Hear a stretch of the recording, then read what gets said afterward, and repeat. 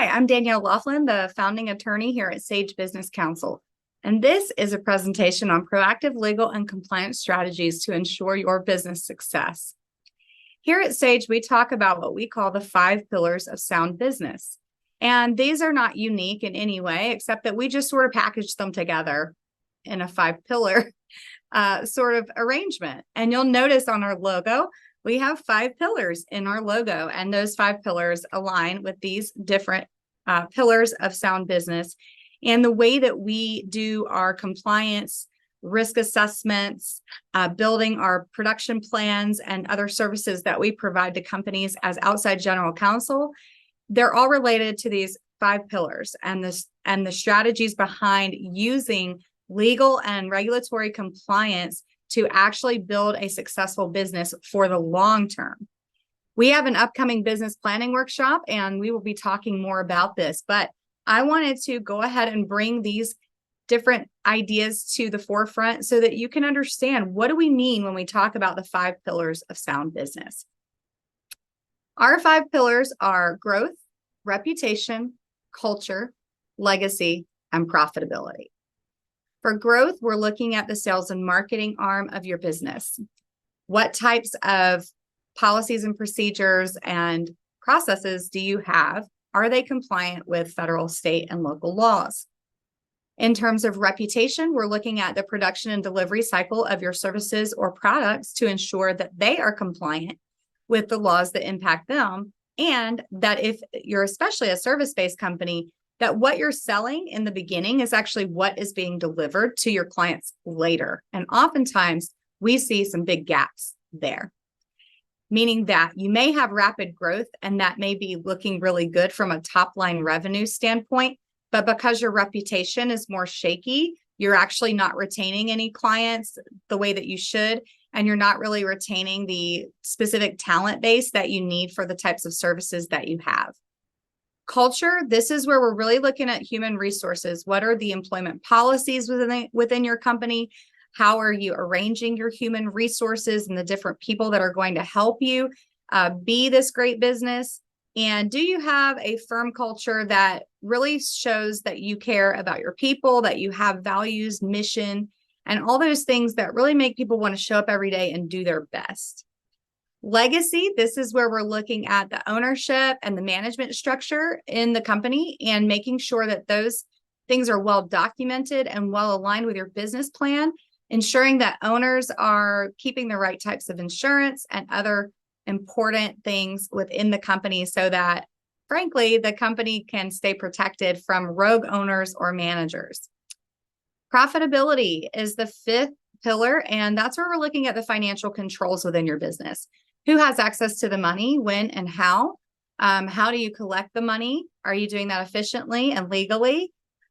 What types of safeguards do you have in place to prevent things like embezzlement and other issues like that? And when we start to assess businesses from these 5 pillars, that's how we build what we call a risk assessment to let those owners and managers know where in their business they have unmitigated risk that they can take steps to protect and ensure that the money that comes in stays within the company and doesn't fly out the window in refunds, lawsuits, collections, etc.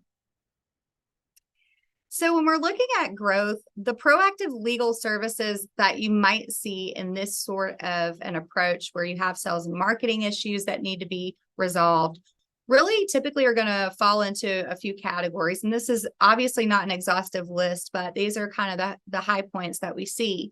First, we're looking at intellectual property protection. Are there trademarks, copyrights, or other trade secrets that need better protection? Are the customer lists being kept in a safe and protected way, or is it just a free-for-all? People using their own devices, people using their own emails and cell phone numbers, all that data just sort of going all out into the world, into the ether, as you might say. We really want to make sure you have some good protections in place to keep that intellectual property, because if you don't, you can lose the rights to that property. All of these different types of intellectual property come with common law rights that attach to them. But if you don't protect them in certain ways by registering, for example, for a trademark or a copyright, or by certain protections and confidentialities around trade secrets, you are at risk to lose those rights. And we certainly don't want to see that happen.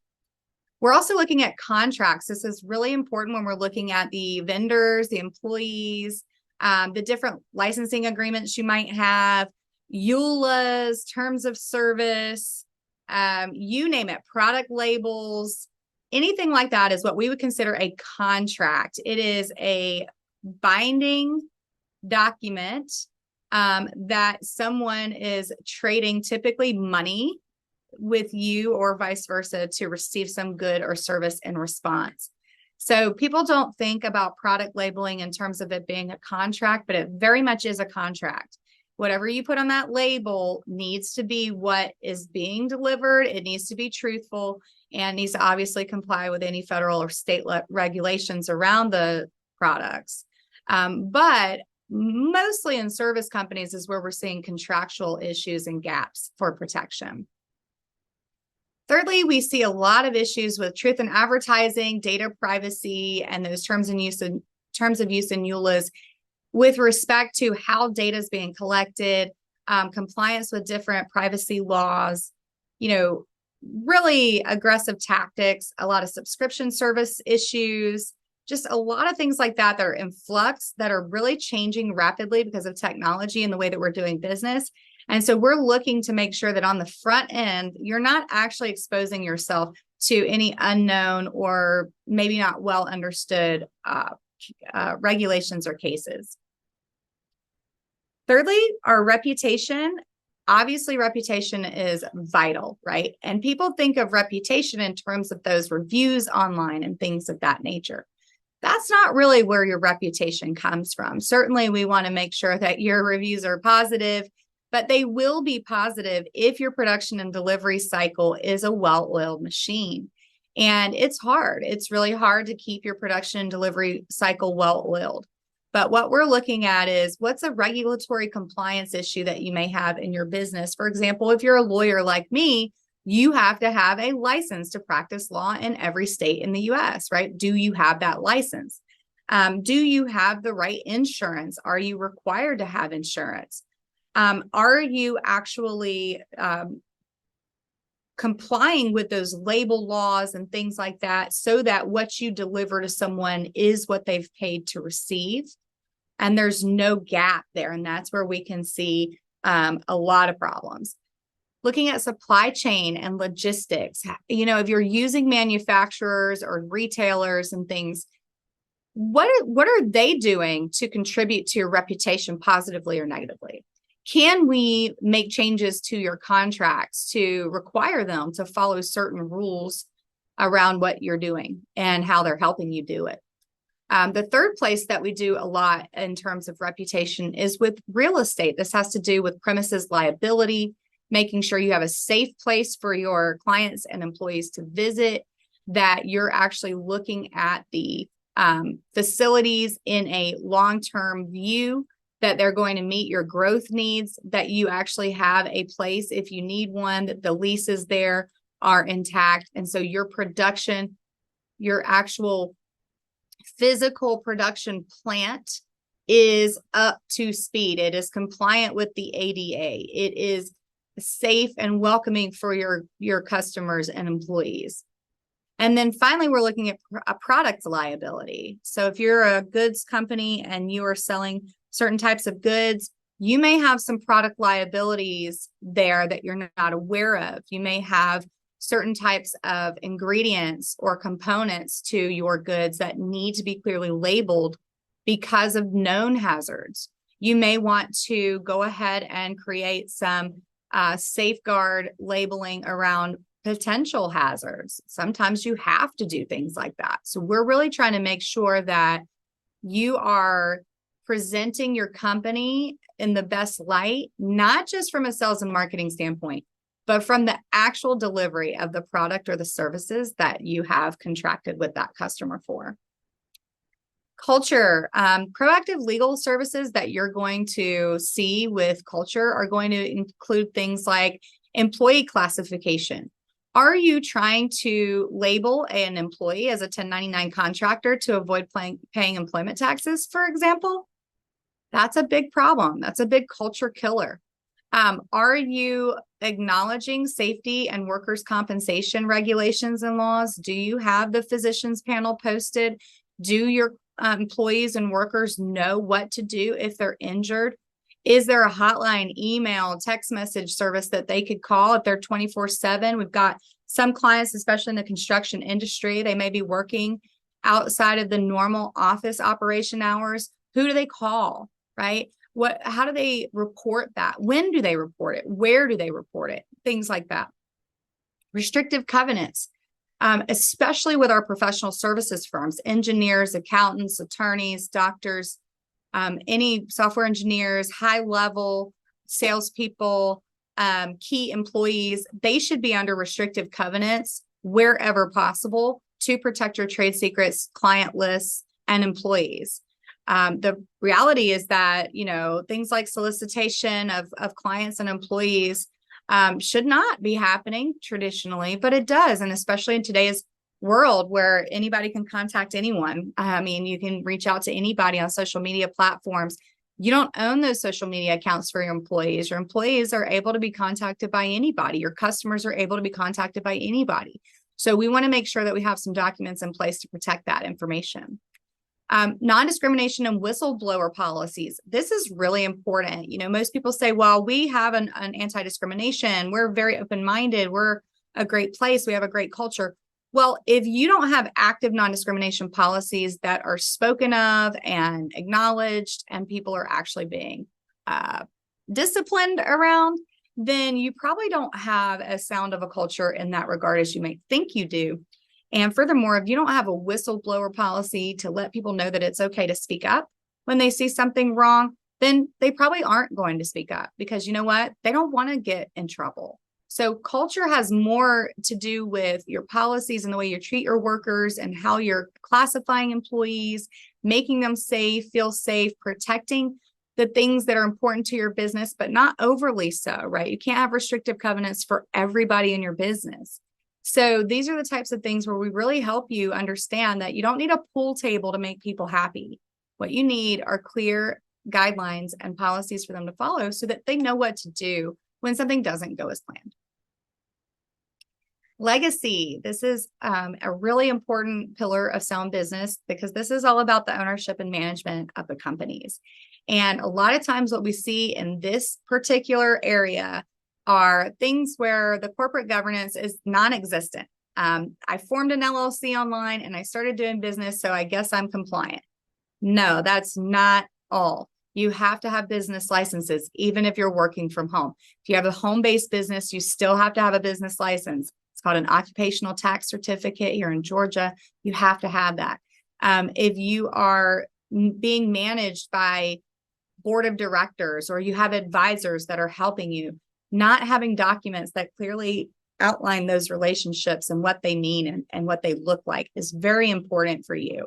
You can really get yourself into a gridlock position if you aren't thinking clearly about ownership, governance, and management of your company.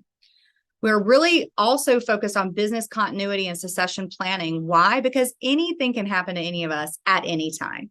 And so we need to make sure we've got the right key man insurance policies. We've got a succession plan in place, or if we're not going to pass our business on, how are we going to sell it? When are we going to sell it? Or are we just going to wind it down? If we wind it down, what happens to the vendors, customers, and employees that we have? What kind of plan do we have in place for those types of things? Profitability. This is really one that I think most people assume business owners are really looking at, but many times they're not really looking at this sort of stuff from the standpoint of maximizing their ability to keep money. Profitability, maybe, tax-based profitability is different than actual profitability. And what I mean by that is just because it says that you made the money on your tax statement doesn't mean that dollar is sitting in your bank account. And if you've been in business for any period of time, you know this. You know that you see a number and it says you made that money and you're like, where is that money? Right? Well, it goes into all different types of things. It gets lost. It gets, it may be reinvested into your company, for example, right? Depending on whether you have cash or accrual basis for your accounting, it may show up differently for you, but really what we're looking at is how are you collecting that money? How are you tracking those dollars? Where are they going in your buckets, right? Do you have collections issues? Are you carrying a bunch of AR? AR is an asset in the sense that it's money that you could collect, but it's a liability because the longer that those AR accounts sit there, the less likely it is that you're going to collect them. Then you start looking at write-offs, refunds, rebates, reductions, all sorts of administrative costs on the back end.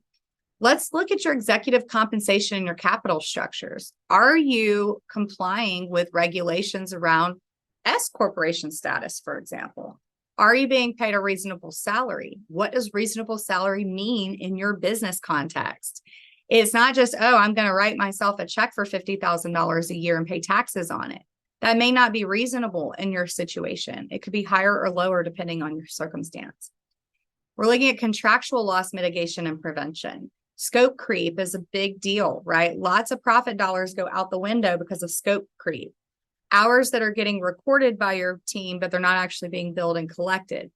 Big, big loss opportunity there if you're not careful around that. Looking at the burn rates, looking at how often you're having to write off certain things for certain people. This can be a profit killer. If you have more questions about these pillars and how we can help you stay compliant, stay out of court, and in the black, being profitable, contact us now. Thank you.